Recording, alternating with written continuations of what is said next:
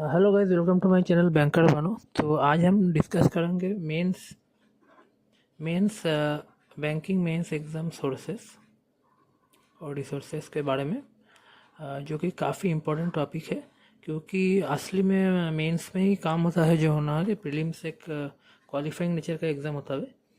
So let's start. मैंने इस साल 6 मेंस एग्ज़ाम क्लियर किया है,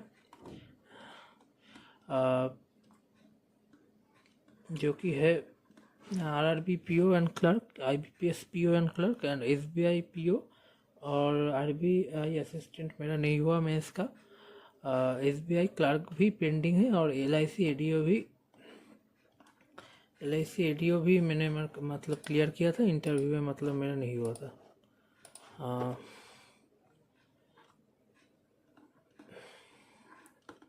तो बात किया जाए अगर क्वांट्स की, तो क्वांट्स में जो इम्पोर्टेंट है आप लोगों के लिए, वो मेनली जो मेन है कि प्रैक्टिस करना है आपको, प्लस कॉन्सेप्ट आपको बहुत ही क्लियर होना है मेंस के लिए, क्योंकि लल्लू लल्लू सवाल नहीं आता, वेरिएबल आता है बहुत सारा, और DI बहुत ही पेचीला आता है, मतलब डिकोड करना होगा DI को, और देन अरिथमेटिक तो आता ही है। और जो सबसे आसान है, आसान तो नहीं है, सबसे डुएबल आता है जो है वो है नंबर सिस्टम और क्वाड्रेटिक इक्वेशन। ये अगर आप कर लोगे तो मेंस में आप बहुत ही एज ले लोगे, क्योंकि ये मतलब एक बार समझ आया तो बहुत ही डुएबल टॉपिक है। इसका भी वेटेज लगभग 30% तक है। अगर इतना भी स्कोर कर लोगे तो बहुत आप आगे चले जाओगे बाकी लोगों से। और मैं सजेस्ट करूँगा कि अगर DI 1 गो में हो रहा है तो ही उठाना, नहीं तो डायरेक्ट छोटा छोटा बहुत अरिथमेटिक आता है उसको उठाना। और अरिथमेटिक में केसलेट भी आता है जो लेंदी थोड़ा बहुत होता है, पर 3 नंबर आपको दे जाएगा एक बार सॉल्व करेगा तो ये आपको ध्यान रखना है। और ये आप मतलब टारगेट करना है कि एग्ज़ाम का पेपर जब चालू होगा अगर DI आता है तो आपको नहीं टच करना है वो DI। पहले थोड़ा बहुत अरिथमेटिक कर लेंगे, ये कर लेंगे, फिर DI अगर एक गो में होता है तो एक DI के पीछे बहुत लोग 10 मिनट भी दे देते हैं। ऐसा नहीं DI बहुत ही टफ आता है, कुछ कुछ DI इजी भी आता है। मैंने भी ये मिस्टेक किया था, इसलिए आपको बता रहा हूँ, तो बहुत टाइम वेस्ट होगा, तो इसका आप ध्यान रखना। तो मैं नेक्स्ट टॉपिक को मैं जाना चाहूँगा। अगर और रिसोर्सेज के बारे में मैंने पहले ही वीडियो में बता दिया था कि हर्षल अग्रवाल सर बहुत ही लाजवाब है, तो आप उनसे पढ़ सकते हैं। और एक है कि क्वांट में आप किसी भी टॉपिक को मत छोड़िए, लाइक मोस्ट ऑफ द लोग प्रोबेबिलिटी को नहीं करते हैं, ठीक है। तो उसको आप करिए, क्योंकि SBI PO मेंस में इस बार प्रोबेबिलिटी इजी आया था। एक DI था जिसमें 4 क्वेश्चन थे और 6 नंबर के आसपास थे, जैसे कि नंबर डिस्ट्रीब्यूशन होता है, और वही एकमात्र इजी था। और कुछ कुछ अरिथमेटिक इजी था, क्योंकि इस बार का SBI PO मेंस टफ, बहुत ही टफ साइड में था। ये रहा आपका क्वांट का स्ट्रेटेजी। तो अगर नेक्स्ट चीज़ की बात किया जाए तो रीज़निंग की बात किया जाए, रीज़निंग में थोड़ा बहुत सेम ही है क्वांट की तरह, क्योंकि रीज़निंग में आपको डायरेक्ट पजल नहीं उठाना है, क्योंकि अगर बाई चांस आपको नहीं होगा, आप 10+ मिनट और PO में से 15+ मिनट भी वेस्ट कर सकते हैं अगर नहीं हुआ तो, और पूरा पेपर आपका डिप्रेशन में चले जाओगे और पूरा पेपर आपका वेस्ट हो जाएगा, आप कुछ नहीं कर पाओ। अगर बात किया जाए तो आपको रीजनिंग में मिसलेनियस पहले उठाना है। जितनी भी इजी पजल है आपको पहले नहीं उठाना है, बाद में आपका स्ट्रॉन्ग पॉइंट के हिसाब से पजल उठाना है। मिसलेनियस उठा है जैसे कि inequality, syllogisms, coding, decoding, machine input, और बहुत सारा भर भर के मतलब टॉपिक से 40% मिसलेनियस से आता है। पर इतना कर लोगे आपका कट ऑफ भी क्लियर हो गया, आपको बाकी से एज भी मिल जाएगा। और पजल आपको एक करना है, मेंस में पजल एक से ज़्यादा बहुत ही टफ है, एक से ज़्यादा आप मतलब कर लोगे तो मतलब आपका तो मतलब क्या ही बोलूँ, एक पजल आपको टारगेट करके चलना है जो इजी है, उसको आपको देख के समझना होगा कि आपका स्ट्रॉन्ग पजल कौन सा है।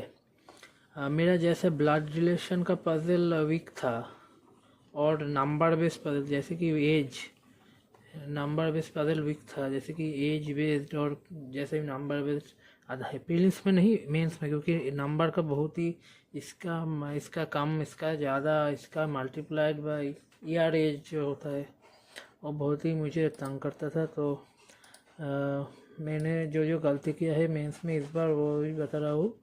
एग्ज़ाम में मैं पजल उठा लिया था और मेरा गया पूरा एग्ज़ाम। सो ये हुआ रीज़न कि आपको रिसोर्सेज के बारे में बता दिया हूँ पिछली वीडियो में कि वर्चुअस सर जो ध्रुव सर पढ़ाते हैं अपने चैनल में, और आर्ट ऑफ रीजनिंग, इन दो चैनल से आप इजीली पढ़ सकते हैं।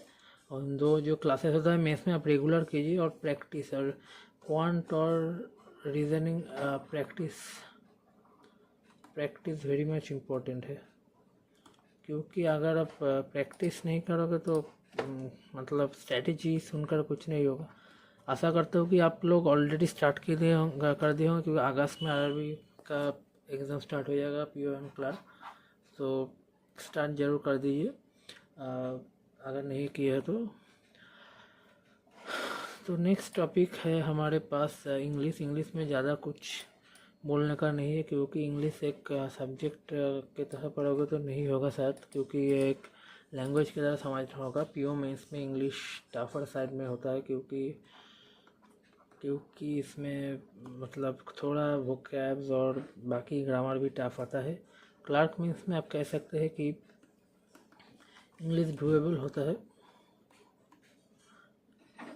क्योंकि मतलब आता है, डूएबल आता है। तो आप रीडिंग करिए ज़्यादा से ज़्यादा।